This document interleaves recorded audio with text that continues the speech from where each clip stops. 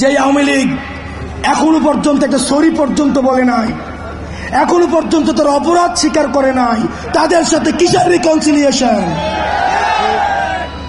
তারা ক্ষমা চাওয়ার আগে, তারা ক্ষমা চাওয়া তো দূরে থাক, তারা এখন হত্যার হুমকি দিচ্ছে বিদেশে বসে। কিন্তু আমরা দেখছি মুরব্বীদের মধ্যে তাদের জন্য মায়া হচ্ছে। মনে রাখবেন, যারা এই রিকনসিলিয়েশনের আলাপ তুলছেন, আওয়ামী লীগকে নির্বাচনে দেখতে চাচ্ছেন, আপনারা ক্ষমতামুখী, আর আমরা আহত এবং যারা জীবন্ত শহীদ আমরা হচ্ছে জনতামুখী।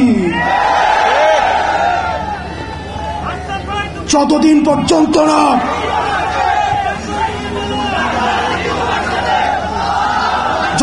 পর্যন্ত না আওয়ামী লীগের বিচার নিশ্চিত হবে, ততদিন পর্যন্ত আগে বিচারের প্রশ্ন